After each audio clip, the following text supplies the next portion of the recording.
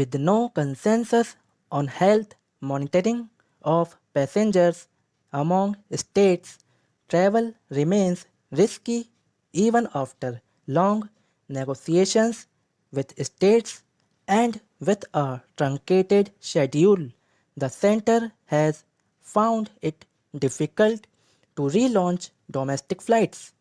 Several were cancelled on the first day. Services were resumed after being frozen on March 25.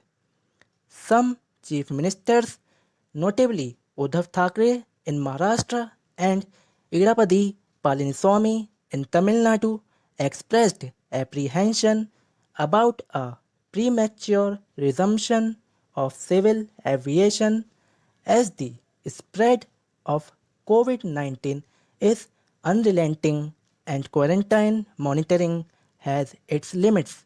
The experience of flight cancellations, passenger frustration, and low capacity among states to track thousands of passengers should prompt a rethink on scheduled flights.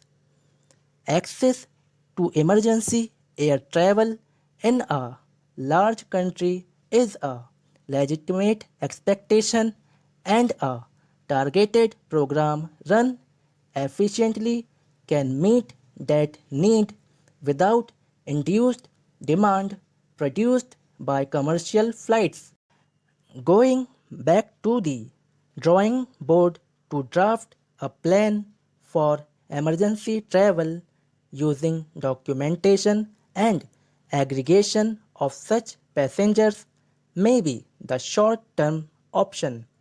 The risks associated with domestic aviation have multiplied due to early missteps in several states, mass gatherings, political events, consumer crowding for panic buying have resulted in major transmission clusters. The trajectory of fresh COVID 19 cases shows that this was aggravated by the bungled response to the concerns of migrated labor, exposing thousands of workers and their communities to infection.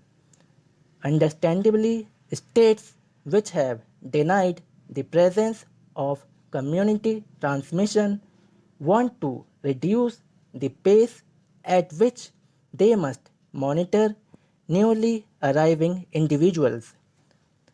Enabling scheduled travel through national policy, whether by air or rail, could be seen as a reasonable effort only when state governments are fully prepared and adopt a uniform code of practice.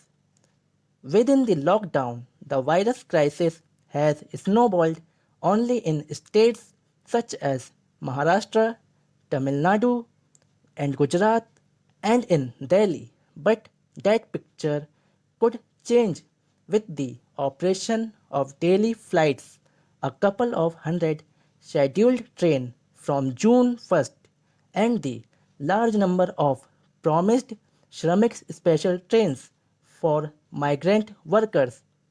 It is essential, therefore, for states to adopt a coordinated approach on quarantine and testing.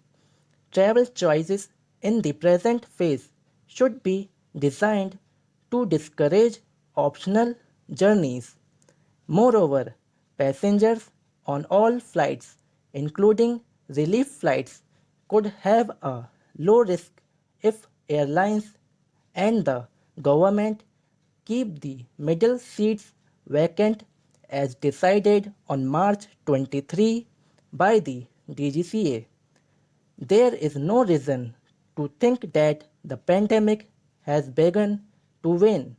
The global aviation map shows that even market economies placing great emphasis on individual freedoms have severely limited travel, making exceptions only for returning citizens.